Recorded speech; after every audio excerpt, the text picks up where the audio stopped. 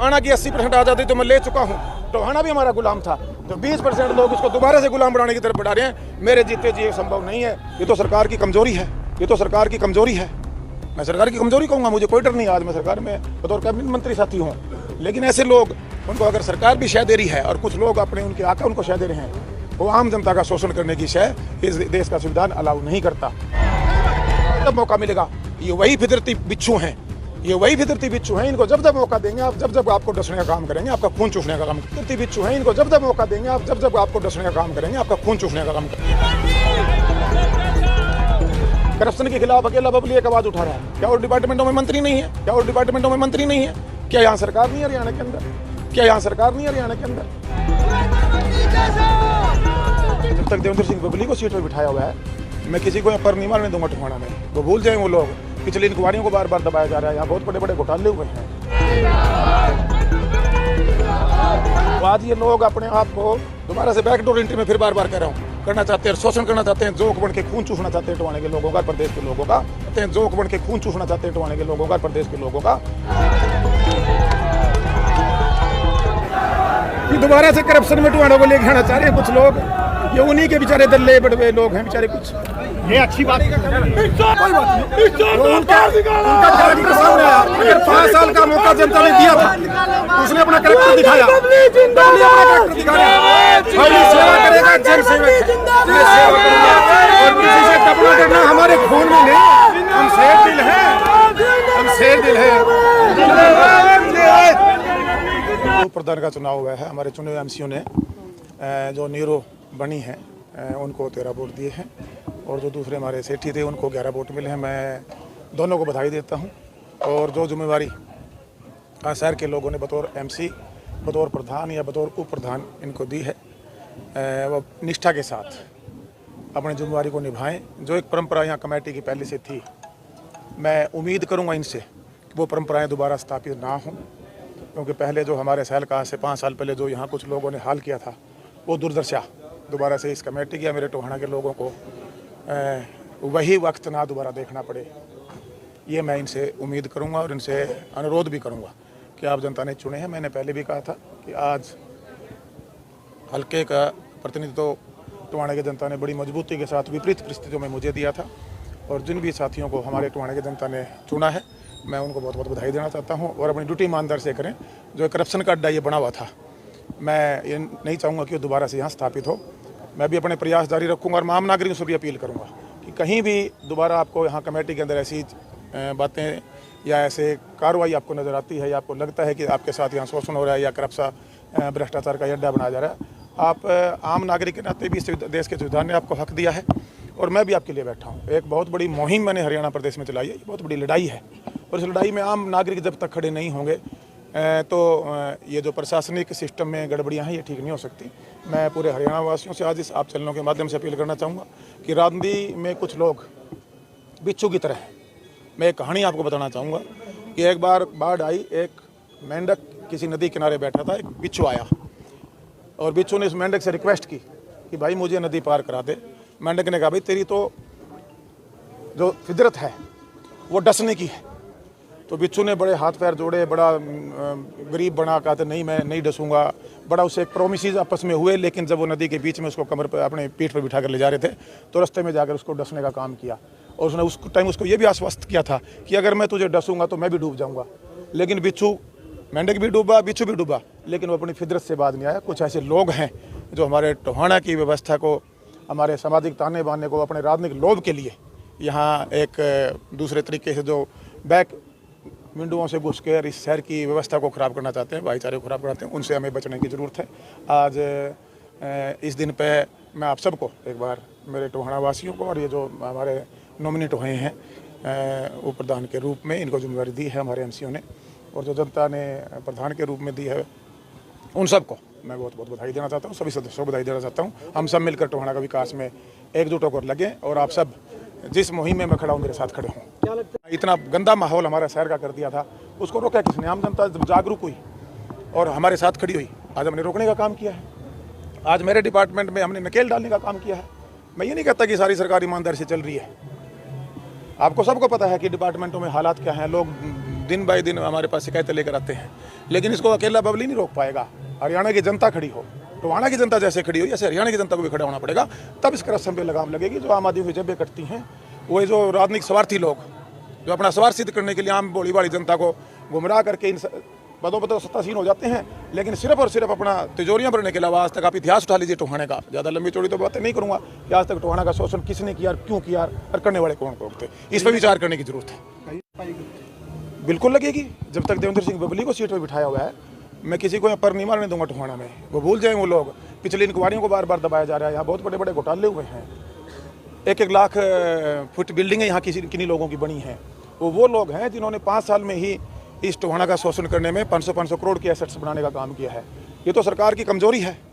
मैं सरकार की कमजोरी कहूँगा, मुझे कोई डर नहीं। आज मैं सरकार में बतौर कैबिनेट मंत्री साथी हूँ, लेकिन ऐसे लोग, उनको अगर सरकार भी शय दे रही है और कुछ लोग अपने उनके आका उनको शय दे रहे हैं, वो आम जनता का शोषण करने की शय इस देश का संविधान अलाउ नहीं करता।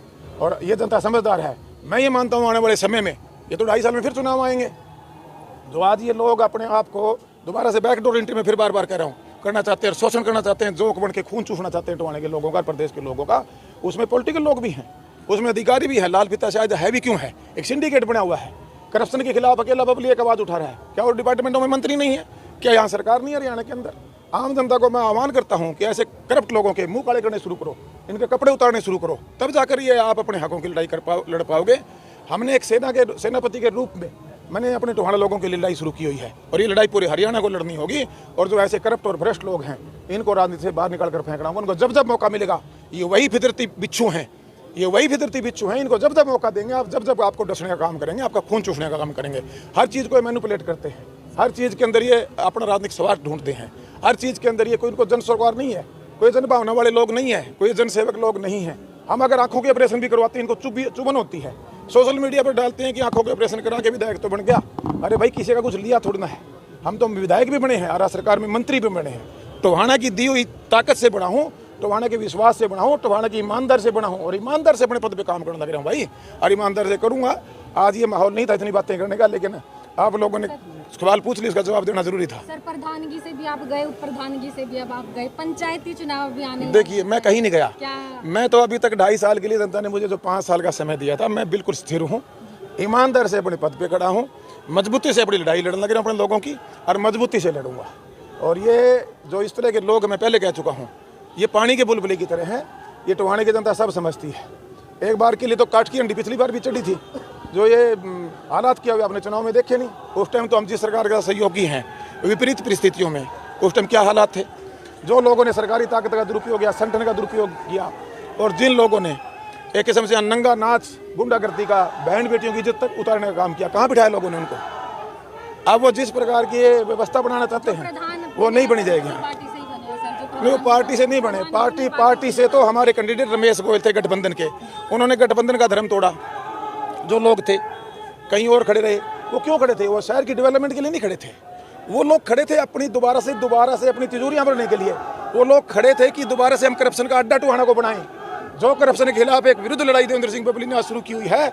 बबली किसी को भी प्यारा नहीं लगता सिवाय आम नागरिक के। सिर्फ आम नागरिक मुझे पसंद करते हैं। जो ये दौड़ को पड़िया पुलिस है, इनको तो मैं सबको रख रहा हूँ, चाहे वो चुने जनप्रतिनिधि है किसी भी रूप में, चाहे वो किसी पार्टी के संगठन में है, उनको सबको मैं बड़ा उनकी आंखों में खटक रहा हूँ। पूरे हरियाणा में एक ऐसी टीम है 2-4-5% लोगों की पूरे हरियाणा प्रदेश में, उनको खटक रहा हूँ। लेकिन मैं मेरी लड़ाई लड़ूंगा, क्योंकि आज़ादी फौज जो नेताजी सुभाष चंद्र बोस ने सेना खड़ी करी थी, उसमें हमारे खून का योगदान है। मेरे दादा कैप्टन उमराव सिंह जी ने उस सेना को खड़ा करवाने में अहम भूमिका निभाई थी, और इस देश को आज़ाद करा के मने थे। टोहाना की 80% आज़ादी तो मैं ले चुका हूँ। टोहाना भी हमारा गुलाम था। जो 20% लोग उसको दोबारा से गुलाम बनाने की तरफ बढ़ा रहे हैं, मेरे जीते जी ये संभव नहीं है। मैं जब तक जिंदा हूँ, मेरे पसीने की हर बूंद और मेरे खून की आखिरी कतरा इस टोहाना की डेवलपमेंट के लिए लगेगा।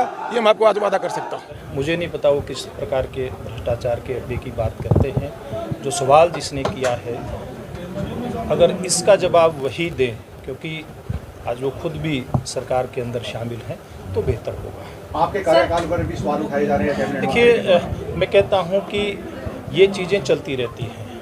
अब किसने किस प्रकार के आरोप लगाने, वो व्यक्ति वो देखेगा कि क्यों आरोप लगा रहा है, किसके ऊपर आरोप लगा रहा है। अगर इन बातों के ऊपर जाओगे तो पता नहीं किस किस प्रकार की बातें इस चुनाव के दौर में हुई हैं, वर्तमान में आज भी हुई हैं। तो इसका जवाब मुझे लगता है कि मैं इस तरह का कोई जवाब दूं उचित पंचायत नहीं चुनाव होगा। एक मुख्य बात उन्होंने कही है कि अफसरशाही है जो पूरी तरह अभी है और कोई भी मंत्री जो है इन चीज़ों के खिलाफ जो आवाज़ नहीं उठा। देखिए वो तो मैं एक बात कहता हूँ, देखिए सरकार मुख्यमंत्री मनोहर लाल जी के नेतृत्व में चल रही है। अब पूर्व का जो हमारा सरकार का 5 साल का कार्यकाल था या ये वर्तमान का कार्यकाल है, सरकार ने पूरी पारदर्शिता के साथ काम किया है। जो आरोप लगाने वाले हैं वही बताएं किस प्रकार के आरोप हैं, किस प्रकार के ऊपर लगाए जा रहे हैं, क्या उसके पीछे आधार है। मुझे नहीं लगता कि कोई आधारहीन बात आज के दिन जनता स्वीकार करती है। वो कहते हैं कि काट की आंधी एक बार तो चढ़ती है, बार बार कभी चढ़ती नहीं है, ये भी एक सत्य है। पंचायत चुनावों की बात करें तो क्या आपकी टीम इसी तरह कार्य करेगी और भगवा लहराएगा? देखिए भारतीय जनता पार्टी की टीम आज से नहीं, और भारतीय जनता पार्टी की टीम कब से लगी सब लोग जानते हैं, पूरा देश और दुनिया जानती है। देश की एकता अखंडता के लिए, देश में समृद्ध समाज की स्थापना के लिए, देश के गरीब कल्याण के लिए जनसंघ के समय से भारतीय जनता पार्टी और उसका कार्यकर्ता लगा था। और उसके बाद भारतीय जनता पार्टी के समय की बात करें या फिर भविष्य की बात करें, भारतीय जनता पार्टी का कार्यकर्ता अपने लक्ष्य को लेकर के चलता है। वो हर समय, क्योंकि संगठनात्मक हमारी इकाई है, बूथ स्तर तक की इकाई हमारी सक्रिय रहती है, और वो बूथ स्तर तक की जब इकाई सक्रिय रहती है तो निश्चित रूप में चाहे वो स्थानीय निकाय का चुनाव हो, चाहे वो ग्राम चुनाव हो, ग्राम पंचायत का चुनाव हो, इन हर चुनाव के लिए हमेशा से हमारी टीम तैयार रहती है। और वर्तमान में भी जब भी घोषणा होगी चुनाव की, भारतीय जनता पार्टी की टीम जो भी हमारे प्रदेश नेतृत्व का आदेश होगा उस आदेश के आधार पर चुनाव लड़ेंगे। नगर परिषद की जो है सरकार है ये, जी। चेयरमैन और वाइस चेयरमैन आपके दोनों बने हैं जी। तो पुराने कार्यों को पूरा किया जाएगा, उसके अलावा क्या कोई नई प्राथमिकता भी है? देखिए निश्चित रूप से मैंने पहले भी कहा था, जब चेयरमैन का चुनाव हुआ और टोहाना की जनता ने अपना फतवा जारी किया था, हमारी टीम ने जितने भी वायदे टोहाना नगर परिषद क्षेत्र की जनता से किए हैं वो हर वायदा हमारी टीम मिल करके पूरा करेगी। और पूर्व में जो काम शुरू हुए थे उनको निश्चित रूप से कहीं कोई काम बीच में होगा, कहीं कोई कमी होगी, उसको पूरा करेंगे। और हमारी प्राथमिकता टोहाना शहर को साफ सुथरा रख करके स्वच्छ प्रशासन देने की होगी।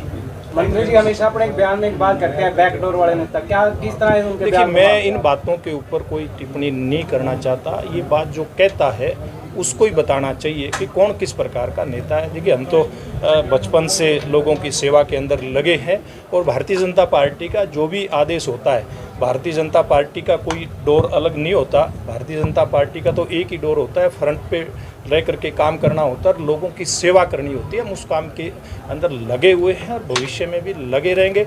और हमें चुनाव में हार जीत से कोई फ़र्क नहीं पड़ता। देखिए मैं बात बहुत एक स्पष्ट करना चाहता हूँ, क्योंकि इस प्रकार की बातें समय समय पर आती हैं। और जब से जनसंघ और भारतीय जनता पार्टी के कार्यकर्ता के रूप में हमारे किसी भी कार्यकर्ता ने झंडा उठाया, तब ये सरकार ने बनने बिगड़ने की तो बात ही नहीं थी। केवल एक ऐसा संगठन तैयार करना था, ऐसा संगठन खड़ा करना था कि जो वास्तव में देश के लिए काम करे, समाज के लिए काम करे, समाज में समानता के लिए काम करे, समाज में समरसता के लिए काम करे, और देश को भविष्य में ऊंचाइयों पर लेकर के जाए। भारतीय जनता पार्टी का कार्यकर्ता उस लाइन का कार्यकर्ता, और हम भी जब कहीं सत्ता की कोई किरण नज़दीक नहीं थी, केवल संगठन के लिए काम करना था, उस समय से भारतीय जनता पार्टी में है। इसलिए मुझे कोई मेरे बारे में कोई सवाल उठाता है उसका जवाब और स्पष्टीकरण देने की जरूरत नहीं है। Thank you.